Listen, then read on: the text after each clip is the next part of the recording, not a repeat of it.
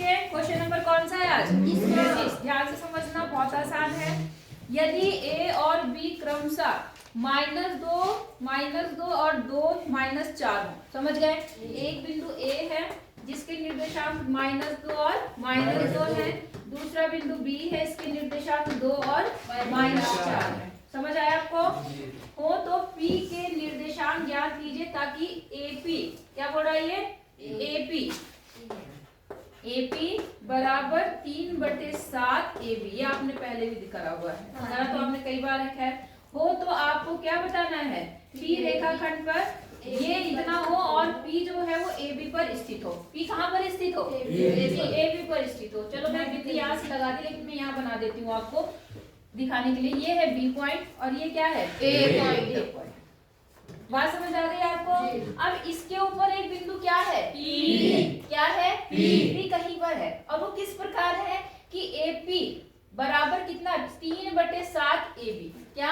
3/7 AB। ये बात समझ आई? मान लो P बिंदु यहाँ पर है, ठीक है? तो आपको ये पहले ये बताओ, ये सवाल कौन सी एक्सरसाइज का है? 7.2। आपको P के निर्देशांक निकालने हैं। किसके निकालने हैं? तो ये कौन सा हमारा फॉर्मूला लगेगा इसमें?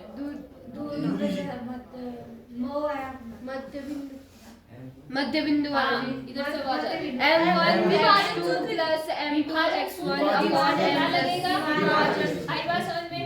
तो आपको इसके निर्देशांक निकालने के लिए विभाजन सूत्र चाहिए। उसके लिए आपको ये और ये चाहिए, साथ में इनके क्या चाहिए? M1 M2 चाहिए। तो वो जो M1 M2 है वो यहाँ से मिलेंगे। कैसे मिलेंगे जरा ध्यान देना।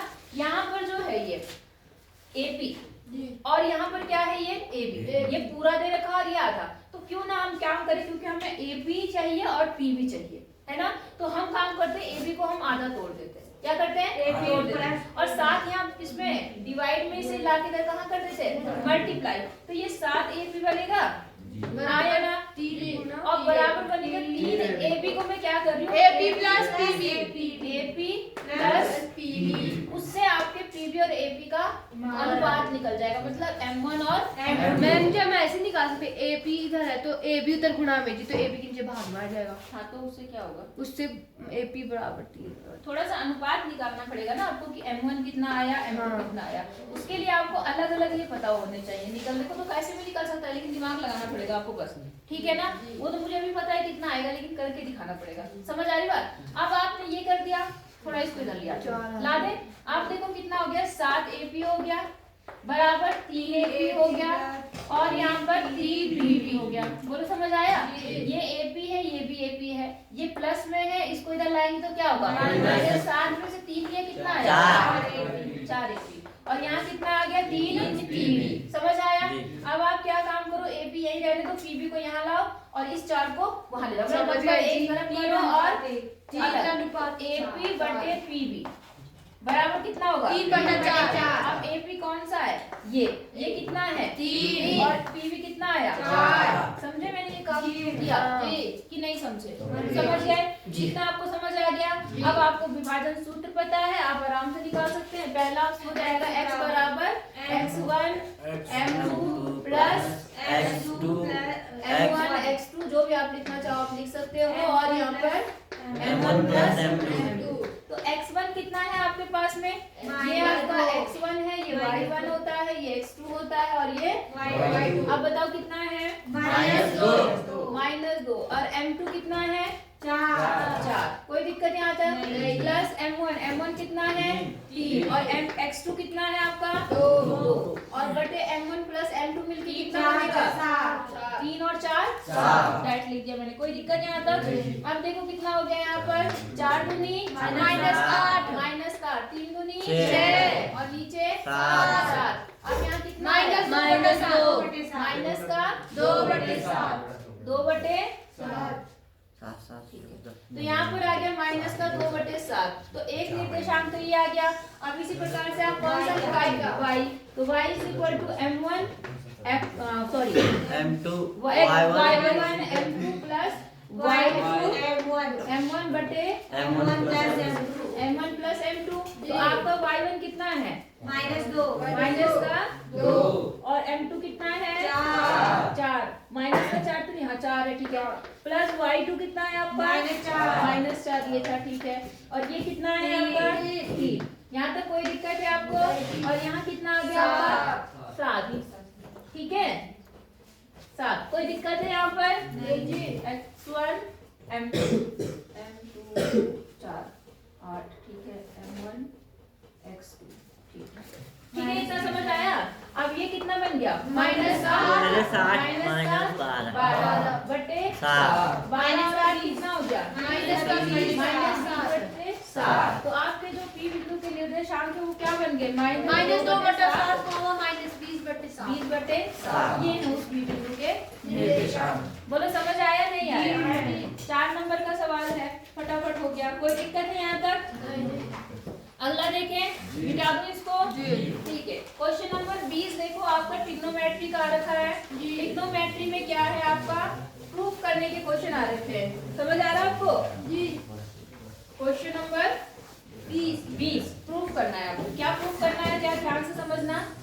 20 क्वेश्चन में बोल रहा है आपके पास में tan theta upon 1 minus cot theta plus cot theta upon 1 minus tan theta बराबर लाना क्या है? 1 प्लस sec थीटा और cosec थीटा। ये क्वेश्चन भी आपके उस हाफ ईयरली एग्जाम में आ रखा था और ये भी हमने करा था। क्या काम कर रहे हो? ये चार्ट चूल्ट काउंट्स क्या करने के लिए लाए हो? हैं? किस लिए ला रखे चार्ट? तो ऐसे ला रखे तो और भी उसका खिलवाड़ करना है। इतना आया, आपको समझ आ रहा है इसको क्या करना है? जी मैंने वैसे आपको पहले ही बताया है, लेकिन फिर भी कर लेते हैं। क्या करें इसको? पहले साइन और कॉस कर लेते हैं। थोड़ा लंबा बनता है लेकिन प्रूफ हो जाएगा। यहाँ पे tan का मतलब क्या हुआ? साइन थीटा बटे कॉस थीटा। 1 माइनस इसको क्या लिखेंगे? 1 बटा sec। नहीं सॉरी, cos बटा sin। cos बटा sin जी।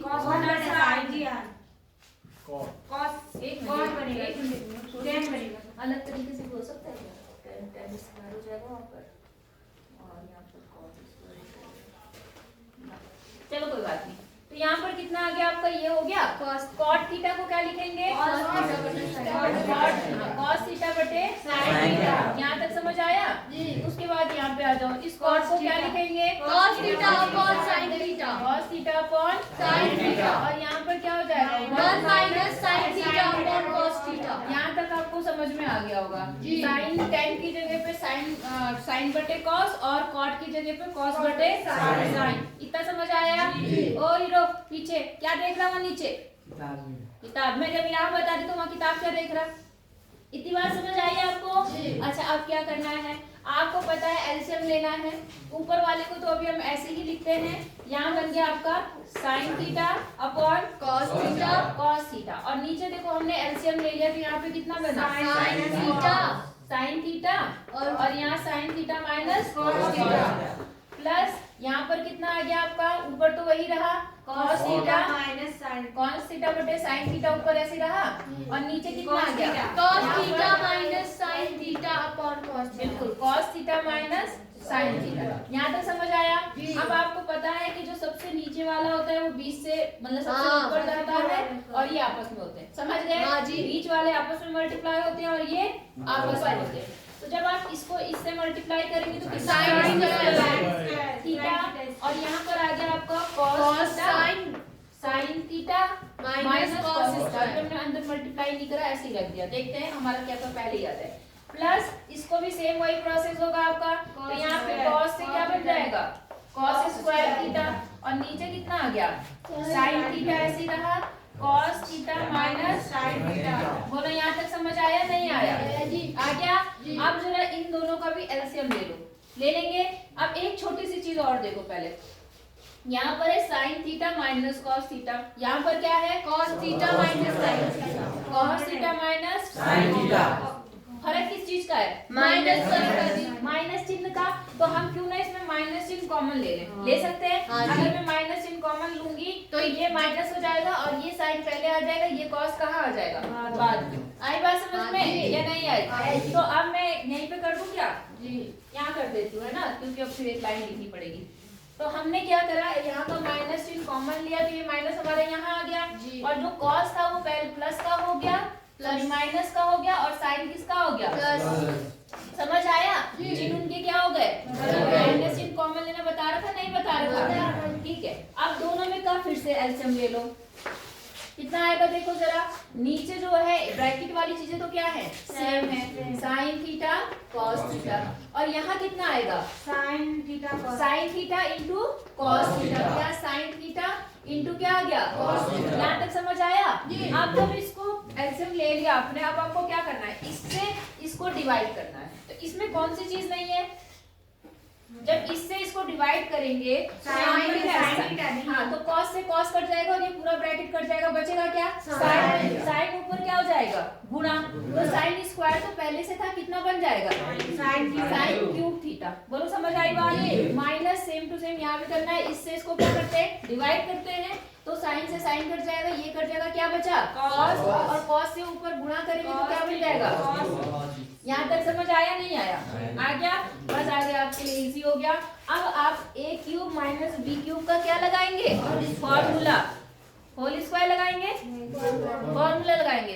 किसी को याद है a cube minus B cube का formula? a cube minus b cube ऐसा हाँ 3ab कुछ नहीं पता, 3a square b plus 3ab square. Whole square whole cube का होता है, यहाँ होल क्यूब थोड़ी ना है।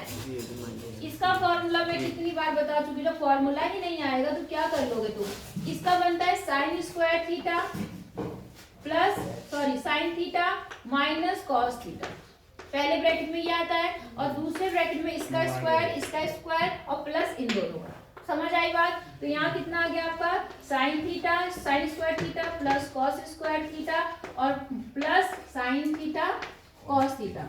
फॉर्मूला में बता देती हूँ आपको कौन सा फॉर्मूला है, ये भी बताती हूँ आपको। साइन थीटा कॉस थीटा ऐसे ही रहा, और यहाँ पर क्या है? Sine theta minus cos theta. ये फॉर्मूला ये होता है a cube minus B cube is equal to a minus b. अगर माइनस है यहाँ पे तो माइनस यहाँ पर आता है, ठीक है। और दूसरे ब्रैकेट में a square plus B square plus A.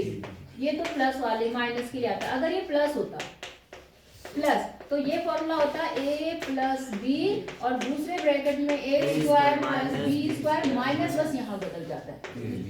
Plus वाले में यहाँ माइनस आता है और माइनस वाले में यहाँ। ये होता है फॉर्मूला। सारी समीकरण भूल गए हो तुम, पता नहीं क्या कर रहे हो तुम तो, बस यहाँ पे फालतू काम करते हो। क्या बोलना तुम्हारे?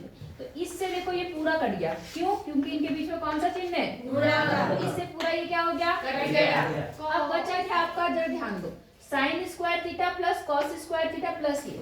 तो sign square theta plus cos square theta क्या होता है? होता है इसकी जगह पर तो कितना आ गया? ये तो कट ही गया था। यहाँ पे क्या बचा? Plus sine theta cos theta. समझ आया नहीं आया? नीचे भी ये कट गया है पूरा। क्या बचा? Sign theta cos theta. अब आप एक काम करो, इनको अलग अलग ले लो। एक बार ए के साथ ले लो, एक बार इसके साथ ले लो। तो जब आप एक के साथ लोगे तो यहाँ बन गया साइन थीटा कॉस थीटा। समझ आया? और प्लस जब इसके साथ लोगे तो साइन थीटा से साइन थीटा कट जाएगा, कॉस थीटा से कॉस थीटा कितना आ जाएगा? एक। समझ आया? अब साइन का उल्टा क्या होता है? कॉसेक। और सेक का कॉस का उल्टा क्या होता है? आ गया यही 1 प्लस सेक कॉसेक। समझ आया नहीं आया? हो जाएगा तो बराबर आपका RHS आ जाएगा। कोई दिक्कत नहीं। लेकिन अगर फॉर्मूला ही नहीं आ रहा अभी तक तो फिर क्या ही करें तुम्हारे लिए? हो जाएगा। आगे चले। इसी में अथवा करके एक और क्वेश्चन दिया है, लिखना तो नहीं है ये? नहीं? ठीक है, अच्छी बात है। अगला देखो, इसी में अथवा करके आपको दिया है, या तो इस क्वेश्चन को सॉल्व करो या दूसरा सॉल्व करो। तो दूसरा क्या है मैं आपको बताती हूँ। 20 वाली है अथवा करके। यहाँ पर लिखा है cos थीटा cos a। देखो थीटा और a में कभी कंफ्यूज मत होना। हमेशा ये क्या चीज होती है? बताओ। ये एंगल होता है, चाहे आप उसे a बोलो चाहे आप उसे क्या बोलो, थीटा बोलो, उससे कोई फर्क नहीं पड़ता है। Sine a upon 1 minus cot a, 1 minus cot a, और इज इक्वल टू प्रूफ क्या करना है आपको, cos a plus sine a. क्या प्रूफ करना है, cos a plus sine a. सवाल समझ आया नहीं आया, क्या लिखा हुआ दिख रहा है, कॉस ए अपॉन 1 माइनस टेन ए, और ये है, और इसको आपको इसके इक्वल प्रूफ करना है। रूल हम हमेशा एक ही याद रखेंगे, क्या रूल बताती हूँ मैं आपको, कि पहले सबसे पहले क्या काम करो, साइन का कॉस में कन्वर्ट कर दो। तो यहाँ पर कितना है, कॉस ए ऐसे ही रहा, यहाँ पर 1 माइनस इसको मैं क्या साइन ए बटे कॉस ए, प्लस यहाँ भी साइन ए आपका क्या रहेगा, ऐसे ही रहेगा, और यहाँ क्या हो जाएगा कॉस ए अपॉन, समझ आया नहीं आया। अब ऊपर तो कुछ नहीं होगा, नीचे एलसीएम ले लो, तो ऊपर क्या है आपका कॉस ए ऐसे ही रहा, नीचे एलसीएम लेंगे तो देखो इसका एलसीएम लेंगे तो cos a minus sin a, समझ गए ना आप, तो cos a minus sin a, sin a, कोई दिक्कत, प्लस यहाँ पर भी एलसीएम ले लो, तो कितना आ गया पर sin a minus cos a बट्टा sin a, यहाँ पर भी साइन ए आ गया आपका, तो यहाँ पर आ गया आपका sign A minus cos A, कोई दिक्कत, और ऊपर क्या था साइन ए, कोई दिक्कत यहाँ तक नहीं है। अब आप क्या काम करो, सबसे देखो इसके नीचे कुछ नहीं है तो क्या लगाएंगे ए, इसके नीचे भी कुछ नहीं है तो ए, अब वही चीज ये इससे गुणा होगा और ये सबसे ऊपर, तो ऊपर कितना आ गया cos स्क्वायर ए अपॉन cos ए माइनस साइन ए, बोलो समझ आई आपको बात, और प्लस इसको भी क्या करेंगे सबसे ऊपर upon sine A minus cos A, कोई दिक्कत। अब वही सेम चीज फिर से आ गई, दोनों चीजें तो सेम है, लेकिन क्या चीज अंतर है, माइनस चिन्ह, चिन्ह का अंतर है, तो क्यों ना हम चिन्ह को कॉमन ले लें, कॉमन ले लेते हैं, तो देखो क्या बनेगा यहाँ पर जो है इसको ऐसे रहने देते हैं, कोई भी ऐसे रहने दो आपकी मर्जी है, तो साइन स्क्वायर ये तो ऐसे ही रहा, और नीचे कितना आ गया देखो कॉस ए माइनस साइन ए, ये तो ऐसे ही रहा। अब इसमें से माइनस चिन्ह मैंने क्या कर दिया, जब कॉमन लेंगे तो ये प्लस क्या हो जाएगा, और अंदर के ये दोनों चिन्ह बदल जाएंगे, तो ये प्लस जो है वो माइनस हो जाएगा, ये माइनस क्या हो जाएगा, तो पहले मैं प्लस वाला लिख रही हूँ, तो कॉस ए बन गया, माइनस क्या बन गया साइन ए, और ऊपर क्या है यहाँ पर कॉस था, यहाँ पर क्या है कॉस स्क्वायर, ध्यान नहीं दे रहे हो कॉस, यहाँ पर क्या है साइन स्क्वायर, कोई दिक्कत। अब दोनों सेम चीज आ गई, तो जब दोनों सेम आ गई, जब हर समान है तो ऊपर अपने आप ऐसे जुड़ जाएगा या घट जाएगा, ये बन गया कॉस ए माइनस क्या बन गया साइन ए, समझ आ रहा सबको। अब यहाँ पर क्या बना आपका cos square a minus formula समझ आया, a square minus b square का फॉर्मूला बताओ, a plus b a minus b, तो उस हिसाब से बन गया ये cos a plus sin a, और दूसरे ब्रैकेट में क्या बन गया cos a minus sin a, यहाँ तक समझ आया आपको, और नीचे हो गया cos a minus sin a, समझ गए नहीं समझे, इन दोनों के बीच में कौन सा चिन्ह है गुणा, तो इस पूरे से ये पूरा क्या होगा कट जाएगा, तो यहाँ बचा क्या cos a plus sin a, और यही आपके RHS में है, बोलो समझ आया नहीं आया, हो गया 4 नंबर हो गए फिर से तैयार, 8 नंबर हो गए मेरे, तो 100 में से 100 हो जाएंगे। अपने देखो जितनी अगर मैं जितनी प्रैक्टिस कर रही हूँ ना तुम्हारे लिए, तुम अगर इतनी प्रैक्टिस कर लो ना तो बेटा तुम 100 में से 100 ले आओ, तुम्हें कोई नहीं रोक सकता। लेकिन दिक्कत तुम्हारे साथ पता है क्या है, तुम तो ये सोच रहे हो कि हम तो राजा बाबू हैं, तुम्हें ठंडा लग रहा है, तुम तो जेब में हाथ डाल के बैठ रखे हो, और मैडम तो पागल है, मैडम का तो दिमाग खराब है, क्योंकि मैडम को ही जाना है पेपर देने, क्यों भाई, इसीलिए अपने घर में भी तो अपनी जेब से हाथ नहीं निकाल रहे हो, आराम से आके बिस्तर में सो जा रहे हो, सही बात है। कितने बच्चों ने हाथ निकाल के पेन पकड़ रखा बताओ मुझे, एक लड़के बस, एक उसने बस, बाकी सब ग्लव्स डाल के जेब में हाथ डाल के आराम से बैठ रखे, क्यों, क्योंकि मैडम तो पागल ही है हमारी, वो तो पागलपन करेगी, हम क्यों पागल बने, हम तो शरीफ सयाने बंदे हैं, क्यों भाई, और क्या। अगला देखो क्या बोल रहा है यहाँ पर 21वें क्वेश्चन में बोल रहा है कि ऊंचाई 14 सेंटीमीटर और आधार त्रिज्या 6 सेंटीमीटर वाले एक लंबवृत्तीय बेलन में से इसी ऊंचाई और इसी आधार वाला एक लंबवृत्तीय शंकु क्या कर दिया गया, निकाल दिया गया। सवाल समझे आप लोग, पहले क्या चीज है आपके पास, बेलन, एक लंबवृत्तीय बेलन है, ठीक है, इसकी जो त्रिज्या है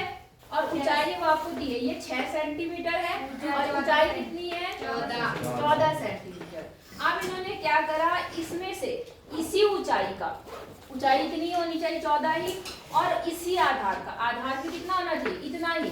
और आपने एक लंबवृत्तीय शंकु काट के क्या कर दिया, निकाल दिया। बचे हुए ठोस का आपको क्या निकालना है, आयतन। इतना आसान सवाल है आसान? नहीं है जी। इसकी ऊंचाई भी कितनी है, 14। अब बताओ क्या करेंगे, पहले हम इसकी वो निकालेंगे एल तिर्यक ऊंचाई। क्यों निकालेंगे तिर्यक ऊंचाई, बताओ मुझे।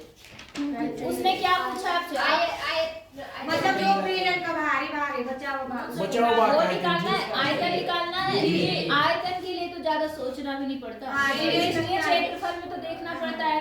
तो क्या करेंगे इसमें, तुम सिंपल ये बताओ कि करेंगे क्या। पहले निकाल लिया, फिर क्या करेंगे, तो प्लस करेंगे, माइनस करेंगे जी। बेलन का आयतन माइनस शंकु का आयतन। वही चीज मैं तुम्हें 36 बार समझा चुकी हूँ। अगर आयतन की बात होगी तो काट के निकाल दिया ना उतना मटेरियल, आयतन में माइनस होगा। अगर वो कहता है कि क्षेत्रफल क्या होगा, तो तल बढ़ते हैं, मैंने आपको कितनी बार बोला, तो उसमें जुड़ता है जी। नहीं आई बात समझ में? ये सिंपल है। बचे हुए शेष का, बचे शेष या बचे क्या लिख सकते हैं हम लोग, भाग का आयतन। मैं सीधे भाग लिखती हूँ, आप सही से लिख देना, भाग का आयतन। तो आपको पता है यहाँ पर बेलन है, बेलन के आयतन का फॉर्मूला क्या होता है, पाई आर स्क्वायर एच। उसमें से शंकु का आयतन क्या कर देना है, बोलो यहाँ तक समझ आया? ये तो इतना आसान सवाल दे रखा उन्होंने कि उसमें कोई हद नहीं। आपको पता है आर सेम है, एच भी सेम है, तो पाई भी कॉमन है, मतलब पाई भी क्या है, सेम है, सब कुछ सेम है। तो सारा बाहर आ जाएगा। सारा बाहर का मतलब आप सीधे 1 लिखो और इसका क्या ले लो, एलसीएम। तो यहाँ नीचे कितना आ गया, 3। आप अपने हिसाब से सॉल्व कर सकते हैं, मुझे आसान लग रहा था इसलिए मैं ऐसे कर रही हूँ। कोई दिक्कत, आप चाहो तो इसका निकाल के तब माइनस कर सकते हो, आपकी मर्जी, कैलकुलेशन आपकी है। अब देखो 3 ले लिया मैंने, 3 से इधर गुना हो जाएगा और 1 से इधर, तो ये बन गया 3 पाई आर स्क्वायर एच, और यहाँ क्या बन गया, पाई आर स्क्वायर एच। समझ आया जी? इसको किसको आया? अब आपने क्या करना, 3 में से 1 गया, 2, तो ये बन गया 2 पाई आर स्क्वायर एच बटे 3। अब सिंपल मान रख दो, आपका सारा आ जाएगा। ठीक है, 2/3 ऐसे रहा, पाई का मान 22/7 रहा, आर कितना है 6 हो गया, और एच कितना है 14। कठिन है, 3 से 6 कटा, ये कट गया, 3 से ये कट गया, और कुछ कटेगा नहीं कटेगा। 22 दूनी 44, 44 दूनी 88 दूनी 176, 176 सेंटीमीटर क्यूब बचे हुए शेष भाग का क्या है, आयतन। क्या कठिन है कठिन? एक लाइन का सवाल है और 4 नंबर फटाफट है। लेकिन तुम होते ना तो 10 बार इसको सोचते क्या करना है, सोचते भी नहीं। बिल्कुल सोचते तब तो कुछ कर भी लेते, तुम सोचना ही नहीं चाहते, तुम तो अपने दिमाग पे जोर ही नहीं डालना चाहते। वो देखो, वो अपने लिस्ट पे ध्यान देगी, वहां से पैसे निकाल के लगा रही, उसको बांट रही। यही तो तुम्हारी बेवकूफियां हैं, कुछ नहीं है। जहाँ 10 तुमने पास तो आजकल हर कोई हो जाता है, सच्चाई तो ये है। फिर सिर्फ वही बेवकूफ बच्चे हो रहे हैं जिनके कुछ भी नहीं है, कुछ भी मतलब ये सोच लो बिल्कुल मंदबुद्धि है। बात समझ आ रही है? तो पास तो आजकल कर ही दे रहे, पहली बार में पास नहीं होते तो आजकल तुम्हें दोबारा एग्जाम देने का मौका मिल जा रहा है, वहाँ पास हो जा रहे हैं। और उसके बाद जिन्होंने बिल्कुल ही नहीं पढ़ना उन्होंने स्कूल छोड़ देना है, वो तो सच्चाई यही है। तो बात लेकिन ये नहीं है कि तुम सिर्फ पास हो रहे हो। अगर तुम कुछ करके पास होंगे ना, दिमाग में कुछ रहेगा तो भविष्य में ये काम आएगा। याद रखना, पढ़ाई कभी बेकार नहीं जाती, चाहे आप कोई भी काम करो। लेकिन तुम्हारी जो हरकत है, तुमने तो बस सोच रखा है कि क्या बोलना। अगर आपने पढ़ाई की है, चाहे कोई भी पढ़ाई, वो आपको यूज होगी ही होगी। बात समझ आ रही है आपको? और आप ये सोचो कि नहीं मैंने ये पढ़ाई फालतू कर ली है, मेरे लिए यूजलेस है, मतलब कोई फायदेमंद नहीं है, तो ये आप गलत हो, भविष्य में जरूर काम आएगी। लेकिन अब क्या बोलना तुम्हारे, तुम तो बड़े आदमी हो, राजा लोग हो, पैसे की कमी है नहीं, तो क्यों पढ़ना है? पढ़ते तुम सारी गरीब आदमी आजकल। समझ आई बात? यह जिनको बुद्धि होती है। अगला देखो 22वां सवाल। 22वें सवाल में देखो क्या बोल रहा है कि एक आयत का क्षेत्रफल 9 वर्ग इकाई कम हो जाता है। क्या हो जाता है? 9 वर्ग इकाई कम हो जाता है यदि उसकी लंबाई 5 इकाई क्या कर दी जाए, कम। समझ आए सवाल? अच्छा, मतलब जो भी उसकी लंबाई थी, एक आयत था, इसकी कुछ लंबाई होगी कुछ चौड़ाई होगी, इन्होंने कहा अगर लंबाई थोड़ी कम कर दी जाए तो क्षेत्रफल कम होगा नहीं होगा? तो क्षेत्रफल जो कम हुआ वो कितना हुआ, 9 वर्ग इकाई कम हो गया। अच्छा, अगर चौड़ाई बढ़ा दी जाए, चौड़ाई क्या कर दी जाए, बढ़ा दी जाए, तो जाहिर सी बात है क्षेत्रफल भी क्या हो जाएगा, बढ़ जाएगा। क्षेत्रफल जो है यहाँ पर, अच्छा कहाँ गया, ठीक है। अच्छा सुनो दोबारा सुनो, आयत का क्षेत्रफल 9 वर्ग इकाई कम हो जाता है यदि उसकी लंबाई 5 इकाई कम कर दी जाती है और चौड़ाई 3 इकाई बढ़ा दी जाती है। समझ आई बात? लंबाई क्या करी, कम करी, चौड़ाई बढ़ाई, लेकिन क्षेत्रफल कम हो गया। समझ आई बात? दूसरे कंडीशन में क्या कह रहा है, यदि हम लंबाई को 3 इकाई और चौड़ाई को 2 इकाई बढ़ा दे, दोनों बढ़ाने की बात कर रहा है, तो क्षेत्रफल 67 वर्ग इकाई बढ़ जाता है। आयत की क्या निकालनी है, सवाल समझ आया? तो आप मान लो कि इसकी लंबाई कितनी है x और चौड़ाई y मान लो, क्या मानो y। अब आपको पता है इस हिसाब से इसका क्षेत्रफल क्या बनेगा, लंबाई गुना चौड़ाई, मतलब x गुना y। आई बात समझ में? अब आते हैं हम इनकी पहली शर्त पर, ठीक है। पहली शर्त के अनुसार इसकी लंबाई कितनी कम करनी है, 9 नहीं 5। लंबाई क्या है वहाँ पर, x में से 5 कम कर दिया, और चौड़ाई कितनी कम कर दी, 3 बढ़ा दी, 3 बढ़ा दी, y प्लस 3 कर दिया। तो क्षेत्रफल क्या हुआ, कम हुआ या बढ़ गया, कम हुआ। कितना, 9। क्षेत्रफल पहले कितना था, x y, अब वो कम होके कितना हो गया, 9 कम हो गया। आई बात समझ में? एक इक्वेशन ये बनी, पहले इक्वेशन बनाते हैं फिर सॉल्व करते हैं, ठीक है।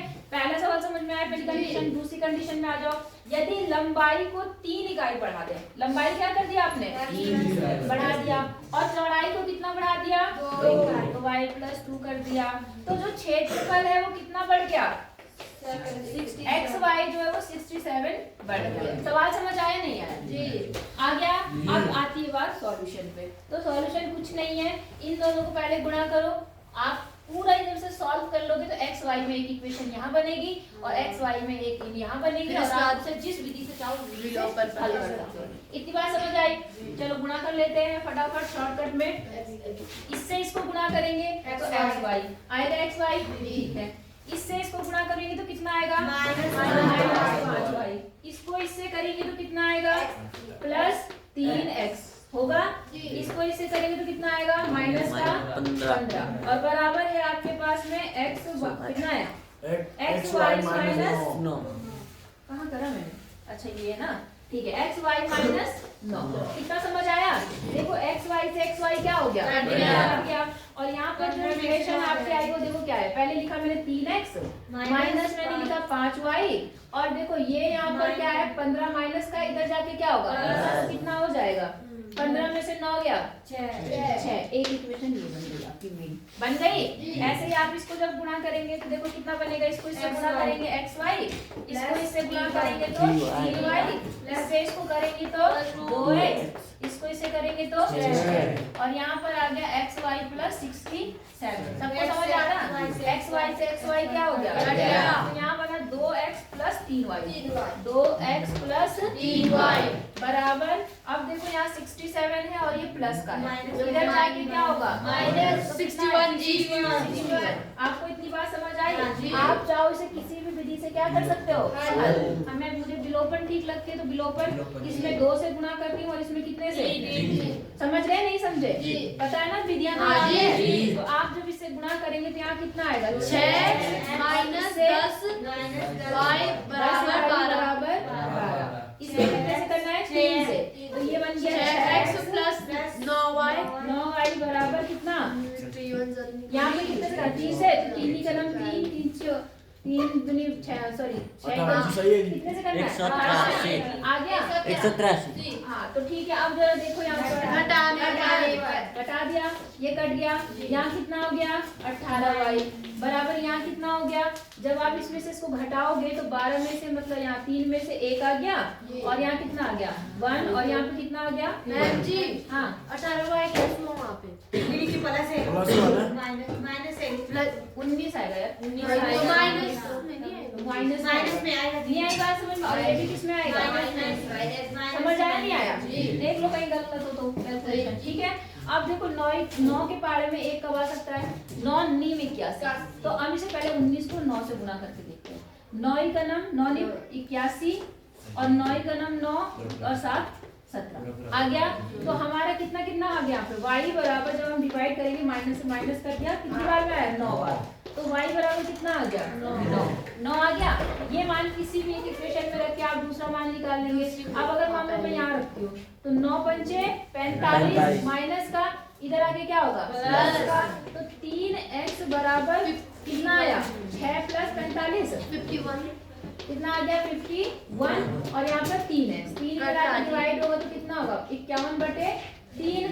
तो 51/3 का मतलब कितना हुआ? 3 ही का नम 3 3 17 x बराबर कितना आ गया? 17। तो x बराबर 17 आ गया और y बराबर कितना आ गया? 9 आ गया। बोलो समझ आया नहीं आया? हो जाएगा? अच्छा, अभी कितना बचा? कितने सवाल बचे? 5 सवाल बचे यार। ठीक है, तो यहाँ से समझ आया नहीं आया? इसमें अथवा करके भी सवाल दे रखे तो इतना मैं फिर उसके बाद बाद में कराऊंगी। तुम्हारा कोई पीरियड खाली आज? नहीं जी, होगा दूसरे दूसरे में नीलम मैम की वो है दूसरा नहीं, लंच के बाद कौन सा